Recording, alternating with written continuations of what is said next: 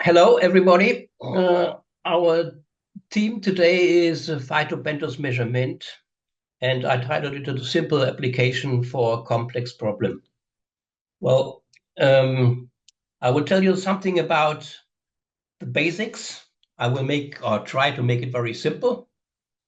And so I have here the agenda for this.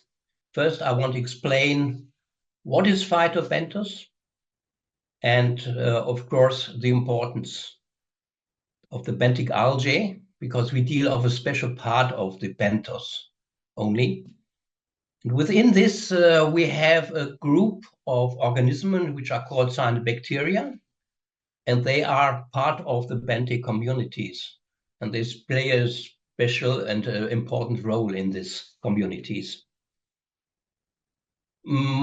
When I explained why they are important, it is important also to know how we can assess these benthic algae. And I will go into a little bit more into the details, the measurements, for example, and compare the different techniques what we have at present. Then I would like to show you an instrument that is used and developed by BPE, the BenthoTorch, an instrument which makes it possible to get information about the benthic algae in a short time, and will explain also the advantages and the limitations of this method. And last not least, I hope that I will receive some questions from your side, and hopefully I can answer this. And we have, of course, open ear for any discussion. So I would like to go into this world of the benthic zone. The benthic zone, that is inside the water, but it is very close to the bottom. So all organisms that live in this zone are so-called benthic organisms. And we have this benthic zone in shore area, in ocean, in lake, in stream, in rivers, everywhere where we have water. And this could be, let's say, the upper part of the sediment where we have, let's say, sand, rock. Oh, this is a common word, but a very complex word. And so all these bottom dwellers that we know are, let's say, living or partially dead organisms that form a community. And a very special part here we deal with is the so-called phytobenthos. And phytobenthos is differentiated from the other benthos because it depends on photosynthesis. That means that they take the sunlight, and they are not very far away from the sea level, and collect the radiation or the energy from the radiation to make photosynthesis. And here we have to also to distinguish two different types of organisms. Some of them are very small, microscopic, and this is microphytobenthos. And the other way is, or the other part is macroalgae. You know this, for example, as kelp or seagrass, for example. But here we have on this picture on the right side a small cyanobacteria for medium, which is a very common part of this microphytobenthos. And here we want to deal especially with the microphytobenthos. I have to put this away. I don't know how to make it. So I took this picture here from USGS, and it shows a little bit about the interference and how they work together. You see here at the bottom, the microphytobenthos here in this area, and above there is the phytoplankton. There's also microalgae, but also zooplankton. And we have, of course, fish inside of this. And there is a big exchange between the different types of organisms in their communities. And what they common share is they need nutrition, for example, carbon, phosphate, nitrogen, and especially the phytobenthos, but also phytoplankton, they produce also dissolved oxygen, which is essential also for the atmosphere. On the other side, they capture carbon dioxide. This is also important thing today of the high amount of carbon dioxide in the atmosphere. So we can see that they are not stand alone, but there is an exchange between them. So they play a big role in these circuits of the nutrients. A special form of phytobenthos is the so-called biofilm. The biofilm is a complex community of organisms living together. They are made of, or biofilm is made of bacteria, microalgae, cyanobacteria, which I also mentioned, but also fungi and protozoa. So they live in a small layers here. You can see here on the bottom of a lake, this bluish green color that comes from the cyanobacteria. And this illustrates also that they have collectors for the irradiance, which is here a pigment called phycocyanin, very prominent and important for the detection and recognition of such organisms in the benthic layers. Well, why should we care about benthic algae? Of course, one thing is the water quality and the ecology. You may understand that is not really well illustrated what that means in the reality, because many people underestimate the importance of such organisms. But if you look for the density of the organism in this area, it is really an important factor. So what the European Union decided for this is that we have to know about the ecological status of such waters. That means rivers, lakes, or especially for this fresh water, because these organisms reflect something which is important for the water quality. So changes of these communities illustrate also changes in the ecological status. It is also very important because they have a very high amount of primary production. Yeah, the high density of these organisms in these shallow areas means that they can grow very fast and make a lot of biomass. So that is important to know, and I also already mentioned the capture of carbon dioxide. On the other side, we have something which is not that well for people and for health, and that is the production of biotoxins. I will come to this a little bit later. We have special classes of algae and cyanobacteria that produce biotoxins, and they are also responsible for taste and odor, mainly come from microorganisms.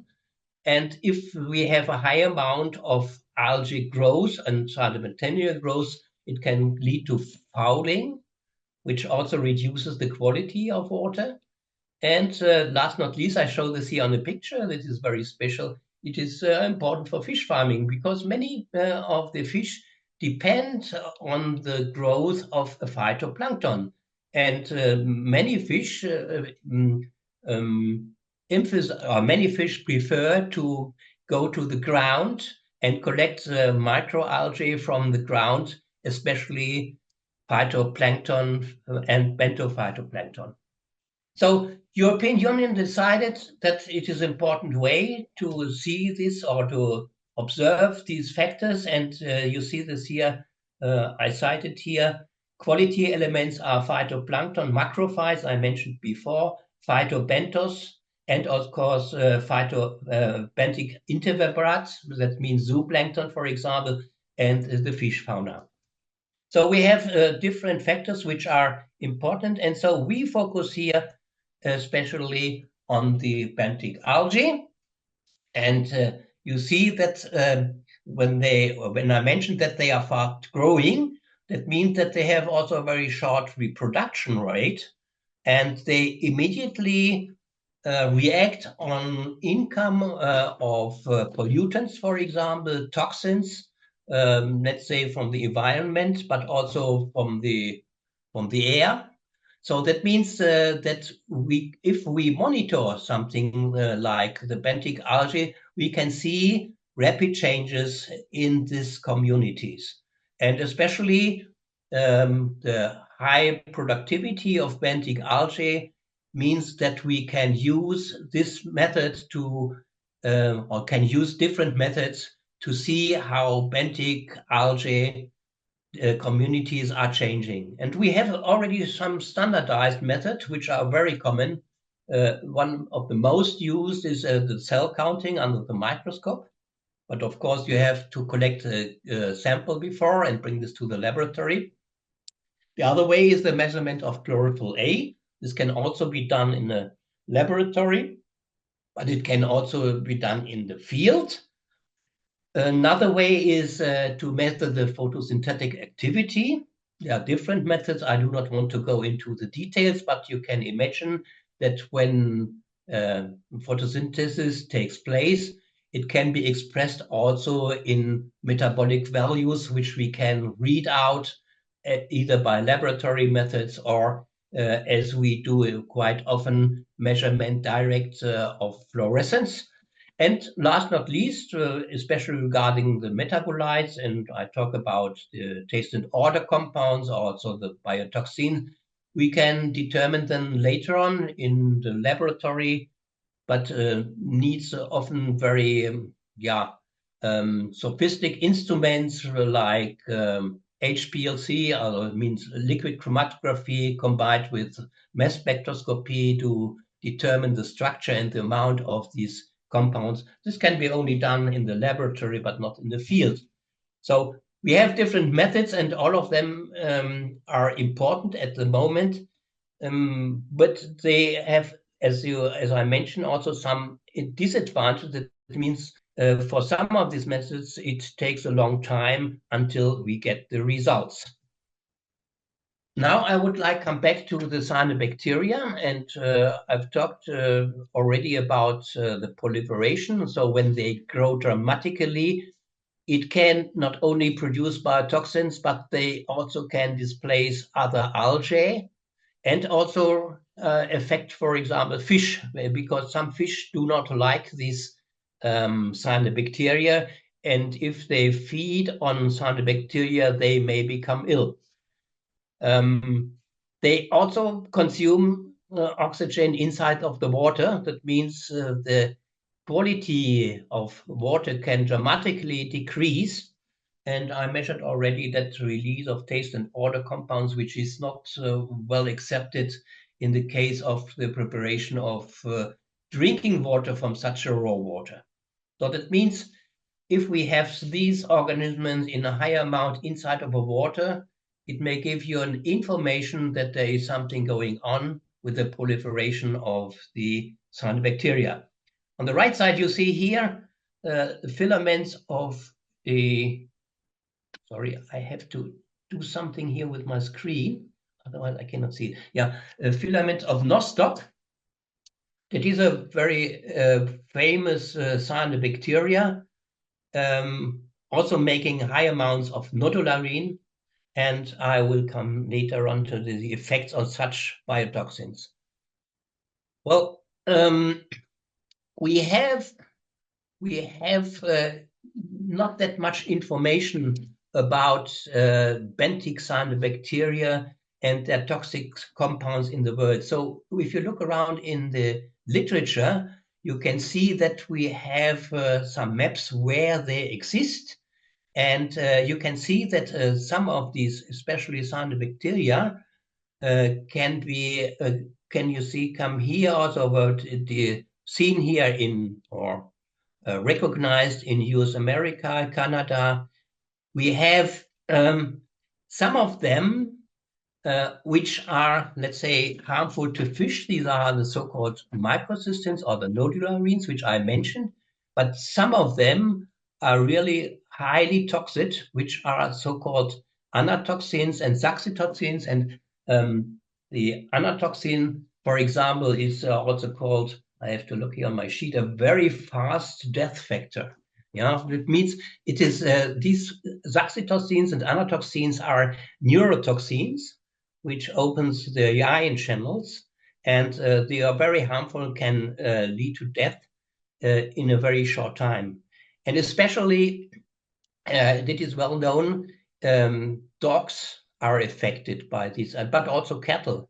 So that means these neurotoxins are really harmful, and they are really underestimated because no one takes really care for this type of algae, but they are really quite common. Another type here, Pseudospernopsin, is mostly seen here in Australia, where it comes or was first detected, but plays also going around the world and have another type. So we have a growing part of toxic cyanobacteria in the world, and I think it's worth to deal with these components. Now, I would like to come to the determination of the microphytous. And the classical way is that someone comes here, goes to the water and collects a sample, could be scratched from the stone and bring it to the laboratory. I have also to look here. The picture is from the phycologist Frank Acker. I didn't ask him for this, but I did it. I took this picture for a long time already, so no problems with it. And what he's doing, or what he did in this case, he took a sample, or he tried to take different samples from almost the same place, brought them to the laboratory, and extracted the chlorophyll from the Phytobenthos algae, which is scraped from the stone or from the sediment. And then after extraction, they performed the analysis for chlorophyll A spectrophotometrically. So that means you have to add organic solvent, remove parts which are not belong to the chlorophyll A, and determine the chlorophyll A with spectrophotometric analysis at 2 wavelengths, and also correct for turbidity. The other way, which I would like to introduce here, is that we have an in-situ measurement of the fluorescence. So we measure the Phytobenthos at the place where it grows. You see here the instrument, and this is a so-called fluorometer, which illuminates or excites the pigments inside of the microphytobenthos. And the principle is shown here. This is the head of the instrument, and it excites with different wavelengths the photosystem. Imagine this is a cell of the algae cell embedded in a biofilm. And when it is excited, part of the light, and this is a low light, the light or the radiance makes fluorescence. And this fluorescence, it is detected by a sensor, and leads is then calculated for the amount of different classes of microphytobenthos which are in this biofilm. Here, and as an example, I took the diatoms as a class of microalgae, which are, let's say, estimated for the total amount. So that is the principle behind. And what we have done in our laboratory, we put with our different wavelengths of this excitation, we could distinguish different types of microalgae in the microphytobenthos. These are diatoms, green algae, and the cyanobacteria. And on the right side, this is here a collection of the data. We have, that's a so-called spectra of the phytobenthos, where we excite with different wavelengths here at these different points, and the response of the fluorescence signal, which is measured at 1 wavelength in the red range, is this signal. So we can clearly distinguish the algae classes in a sample when they form a community. So this is stored inside in the instrument and is used all the time when we determine the microphytobenthos algae.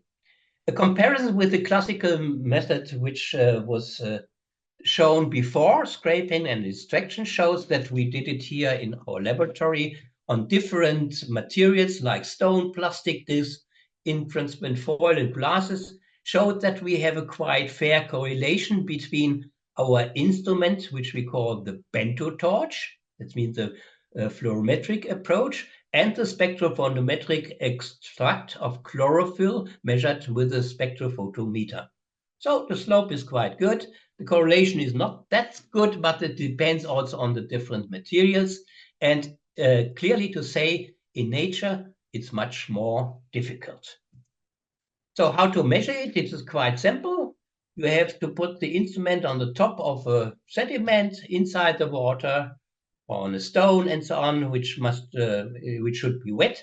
And then we have the biofilm, and below this there's also a substrate, and the substrate plays also a role in the measurement because it leads to some reflection, and the reflection has to be omitted or has to be compensated, and we do this here with a special measurement of and another wavelengths. So we have here also a compensation for such effects, which is really important to know.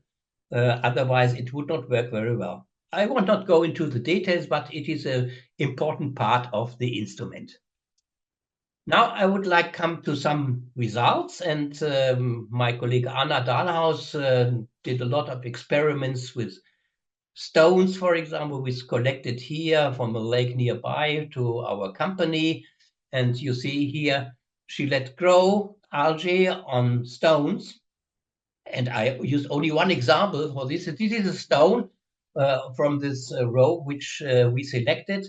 And we see at the beginning, we had here almost no growth of algae on this stone. But on site, a few weeks later, sorry, not see it, when it was.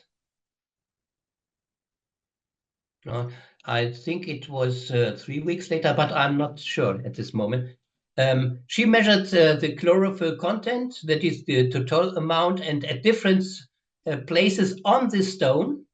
Yeah, and you see that there is a variability between these values, and she could also distinguish between the different algae.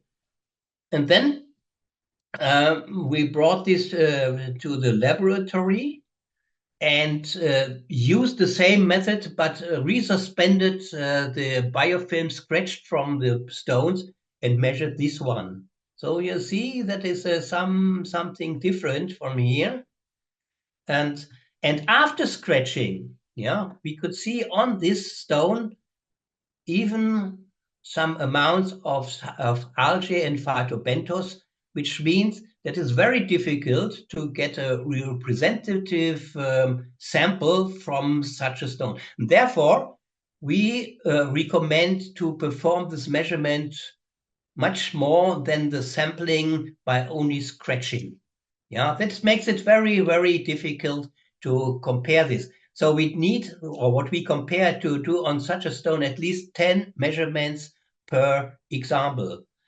If you scratch only one place and use this as a representative, as done for the spectrophotometric approach, it becomes very difficult to get an overview what happens here.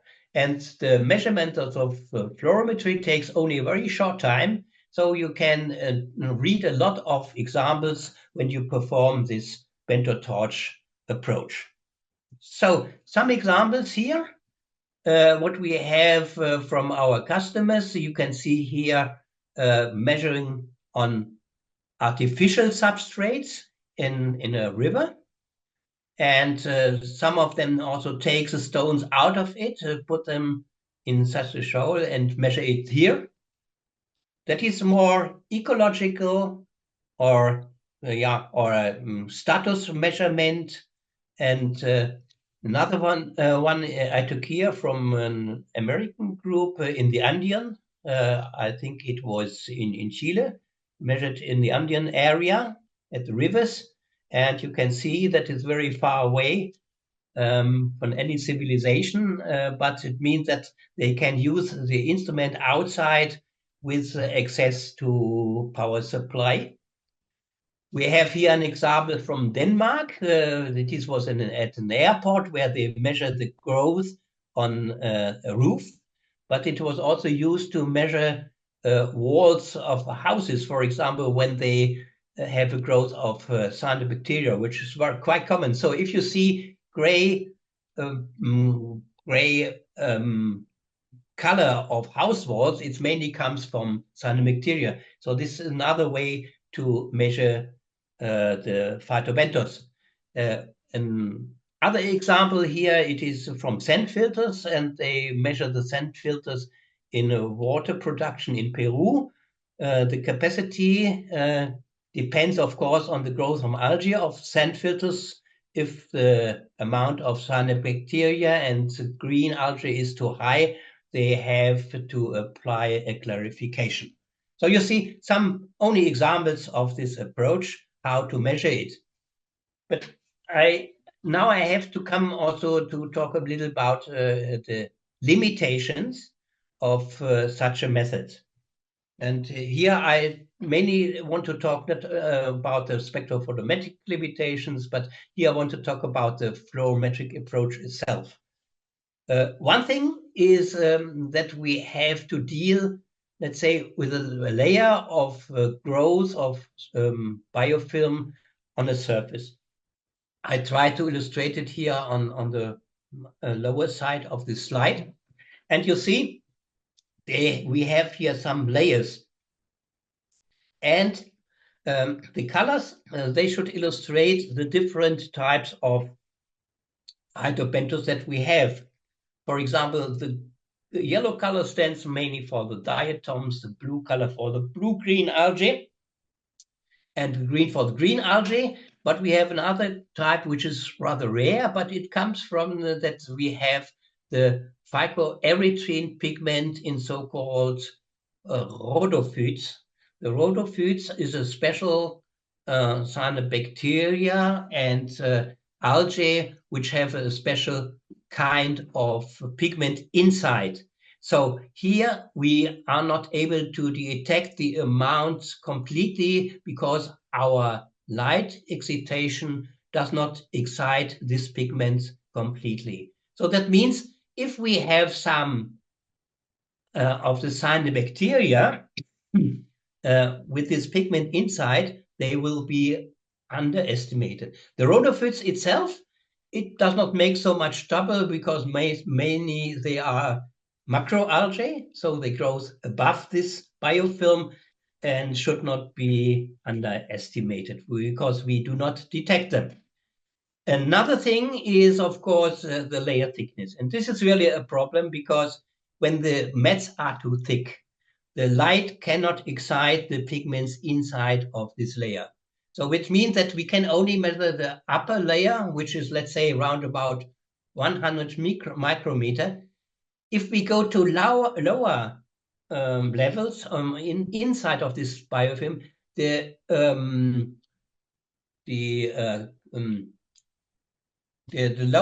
come to lower levels, the composition might change. And so it might be that we cannot see them. But from our experience, we can say that only the upper parts of the biofilms are photosynthetically active and can be excited by the light. So if we have, for example, decaying chlorophylls, that means that we have phosphobeads or something like that.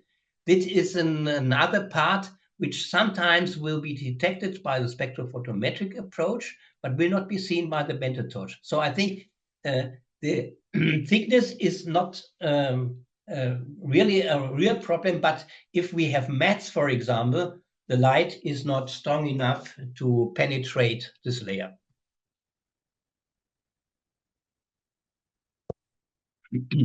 Another thing is if we are in very shallow areas, we have the pre-illumination. Pre-illumination means that they are excited already by the sunlight. And what does it mean? they are excited, and the fluorescence that is emitted is not linear with the excitation by the BenthoTorch. So what we have to do then, we have to cover this with our shielded top, bottom, yeah, the top of the instrument, so that it comes into a dark situation, so that the photosystem can relax. That takes some time.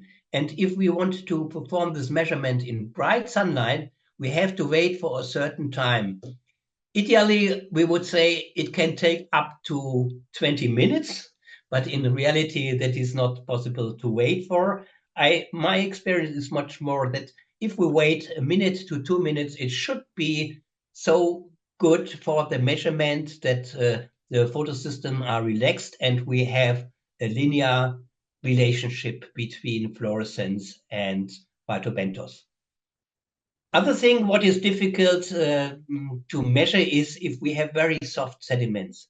So when you lower the BenthoTorch to soft sediments, you have to be very careful. Yet you should not stir up the sediments itself.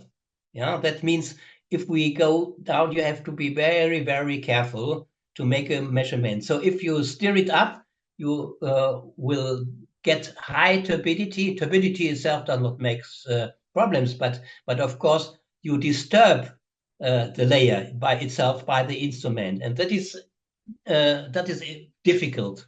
But nevertheless, we tried to do something. In the last slide, I will tell you a little bit about this. But it is really difficult to measure. But it is also difficult to measure for any other methods. And one thing which I'm also faced is the growth on macroalgae or on plants. So microalgae, Phytobenthos, they like to settle on other plants and also on macroalgae.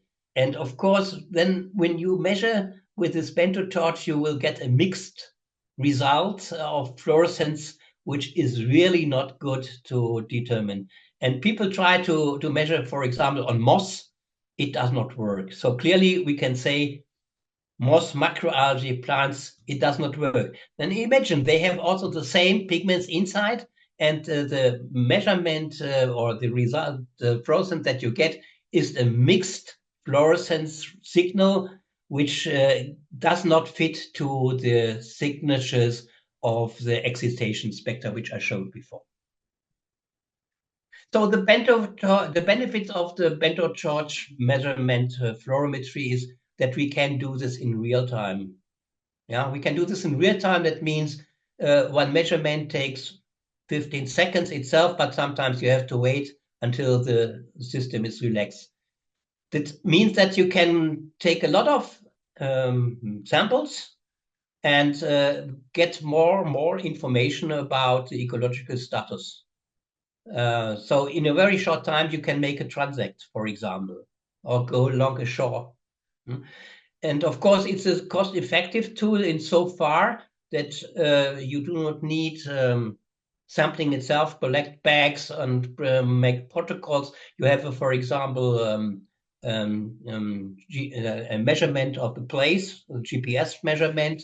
So that is illustrated also and collected inside of the instrument itself, and you get the information, or it is always stored inside instrument, and you can read it out when you're back in your office.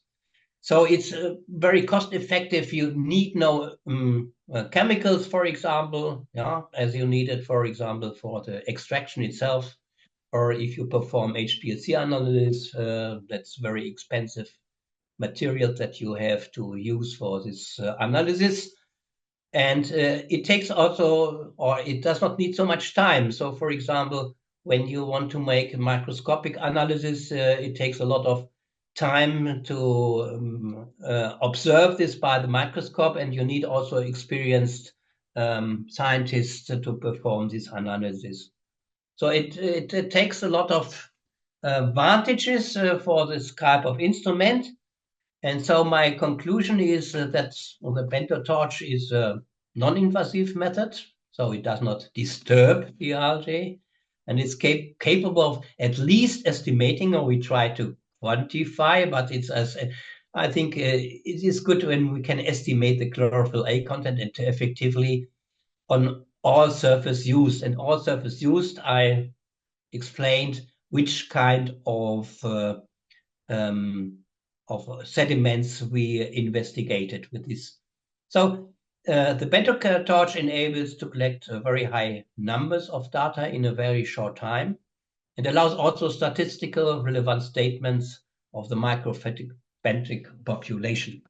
So in my last picture, I show you here from picture from the Wadden Sea. This is a tidal zone of the North Sea in the north of Germany, not very far away from here.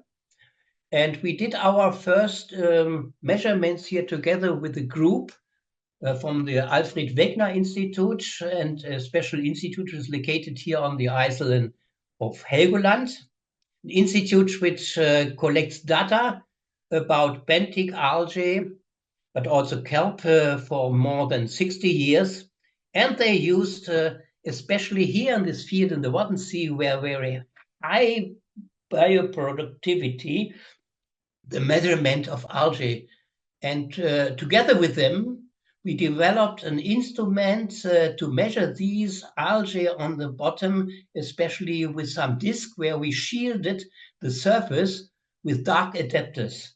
So what we do today with the BenthoTorch, we did formerly with a disc. And so this was a very fruitful collaboration with them to bring out the information how to deal with this benthic algae. So I think we have some great background from the science.